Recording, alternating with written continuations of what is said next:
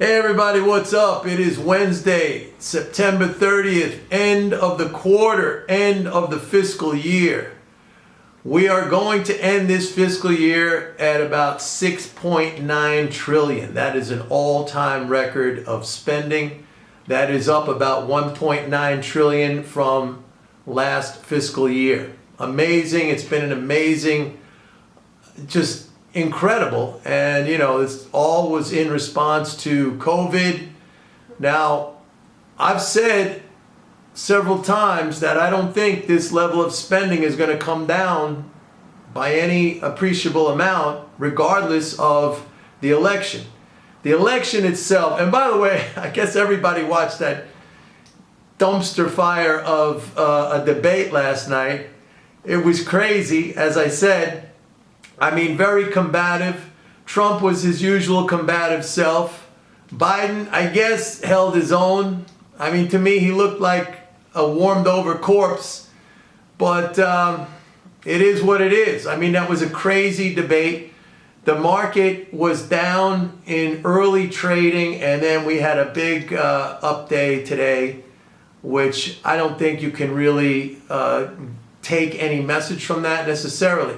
What I want to say is, I don't think, in spite of what could be volatility from the election itself, just emotional reaction, I mean, I could definitely foresee that happening, just an emotional reaction. And if it gets really crazy, like I was talking about, like Trump loses and he doesn't want to get out, or Biden loses and he doesn't agree with the election results, it can get really wacky. So, I mean, you could have a lot of emotion injected into the market, and I absolutely see that as a possibility. But underlying all of that, I mean, we have to get back to the numbers. And the numbers are what they are. I mean, they're enormous. I mean, when you have this much fiscal support, it's just really, really hard to come to some kind of a conclusion that the market and the economy is going to have a big contraction. And for the millionth time, I'll say, yeah, all this spending isn't equally distributed, unfortunately. I'm not the guy controlling policy. If I was, it would be a lot different in terms of the way the fiscal support is being applied, but I'm not in there. But in the aggregate, there's an enormous amount of money in the economy. And like I've been saying, you can equate that, if you want to use a metaphor for that, that is like a powder keg of gunpowder waiting to blow up. You need something to trigger it off. You need a spark. You need a catalyst. And right now there's a lot of anxiety.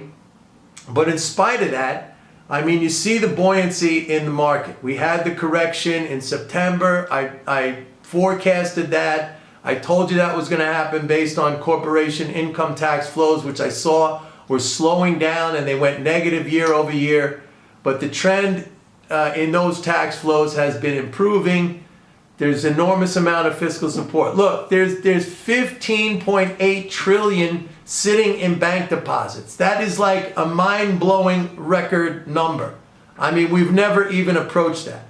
There's over 3 trillion in savings, when historically, like, if we got up to 700 billion in this country, that was like, wow, that's incredible. I mean, we are over 3 trillion.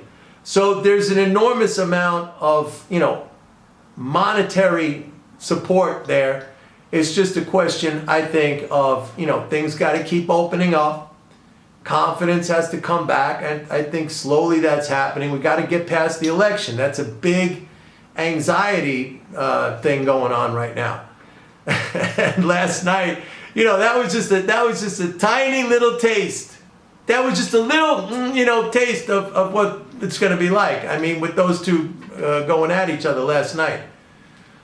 So you got to stick with the numbers. 6.9 trillion.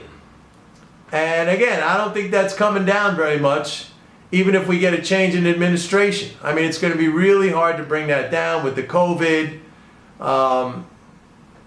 And once, this is just the way things are. I mean, once spending gets up to a certain level, it's very hard for them to cut in any meaningful way. So that's the reality. And that's going to be the reality going forward, which means this market, to me, probably has a lot more upside. And, you know, of course, accounting for any kind of emotional reaction that might come in November. But anyway, end of the quarter, end of the fiscal year.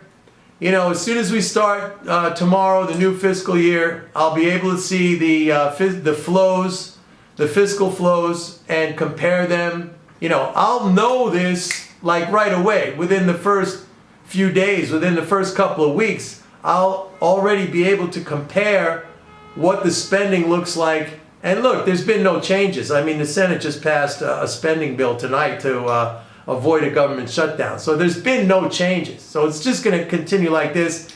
You know, if Biden gets elected and there's a new Congress and we get new policy and new changes, if they specifically talk about cuts or raising taxes, I mean, then we can anticipate that.